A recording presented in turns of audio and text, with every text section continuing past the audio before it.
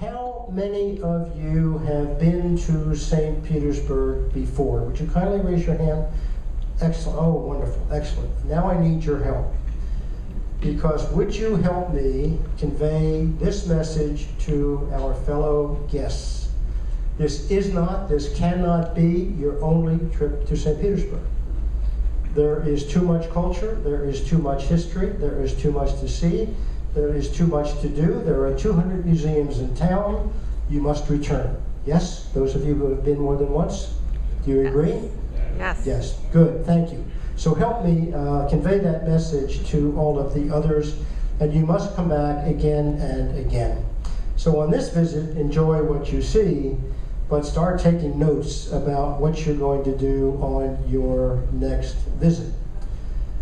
My first visit to St. Petersburg took place in the early 90s. I was in Stockholm giving a lecture, and it was in December. It was very cold.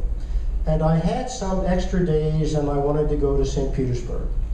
And I found a really cheap Russian ferry over to St. Petersburg. I forget how much it was, but it was cheap. And it was overnight to St. Petersburg, 3 days there, and overnight back. And it was Spartan. That is, it was a small cabin. It had a bed and a sink only, showers and toilet down the hall, men down this way, women down this way. But this ship is much nicer, believe me, than that one was. On the ship there were 40 Swedes and me. And I had flown in from San Francisco, where I live now. I had my own interpreter, and all the great tours that this ship will do as well were done on that little cheap thing that I took. And went to the Hermitage, went to Catherine's Palace, Pushkin, went to Peterhof, Peter and Paul Cathedral, all of them, and nice modern buses. It was a great trip. And then Debbie, my wife Debbie, and I returned to St. Petersburg sometime after that on another tour. We arrived a day early, hired a private guide, went on the subway, went out to all the great sites for a day, and then we joined a river tour from St. Petersburg to Moscow, and used that as our hotel for several days before we took off for Moscow, and went out on those tours all over again. And so I am looking forward to returning, and really could not return too many times.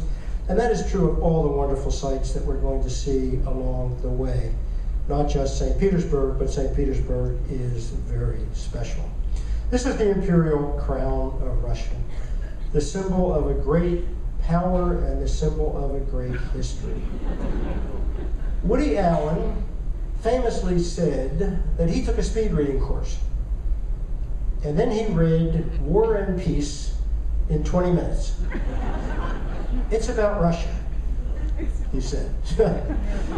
Anyone who delves into Russian history feels the same and is immediately humbled by it, and that includes me. For example, Russia's geography is vast. As the sun touches one shore, the evening sun touches another. Its history is complex, rich, deep, and wide. How can anyone ever get a handle on Russia?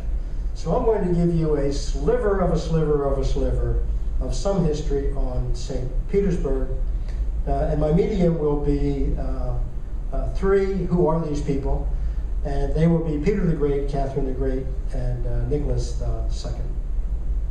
So I'll be talking about them over 3 different sea days, and also Rasputin, Grigory Rasputin, and his contribution to the fall of the House of Romanov.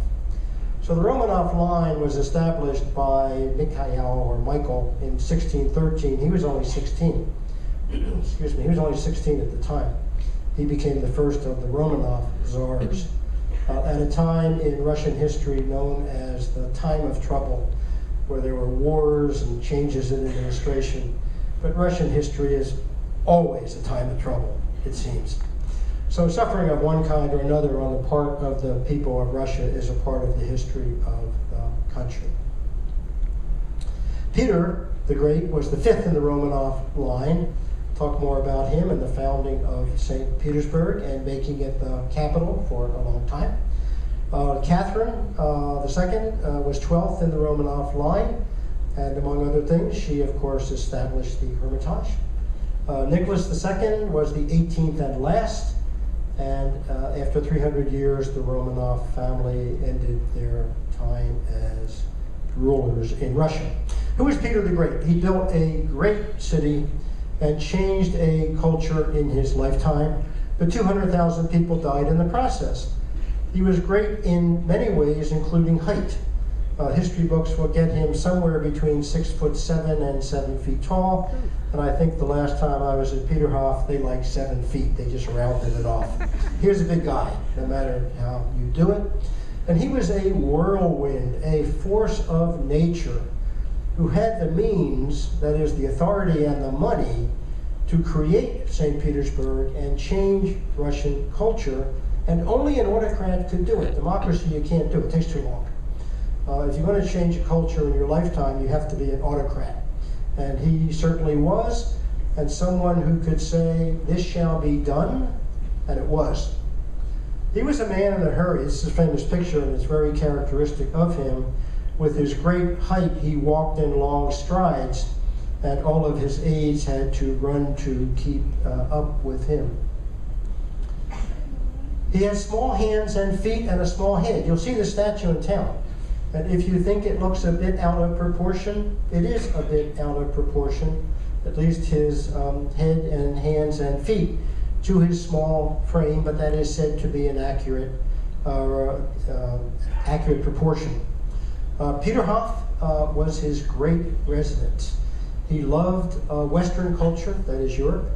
He visited Europe several times and wanted St. Petersburg to be more European. And he visited Versailles. And he wanted his residence, he said, to out-Versailles Versailles.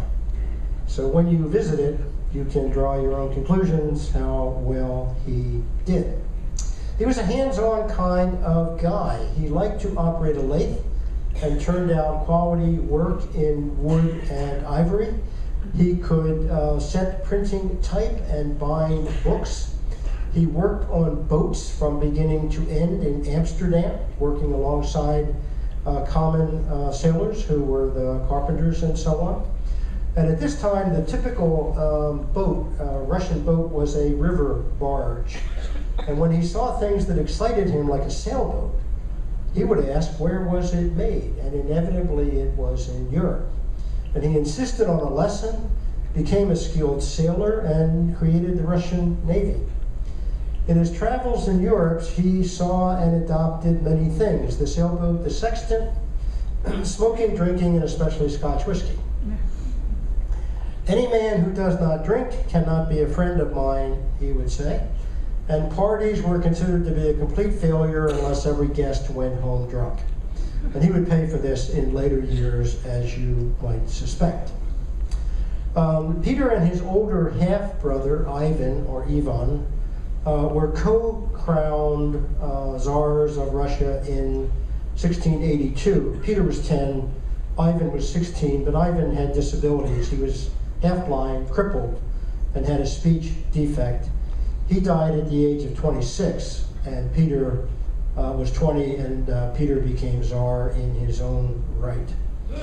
As a boy, he was educated in and around Moscow, a city he would come to hate. It was provincial, it was too churchy, and too full of devious politics.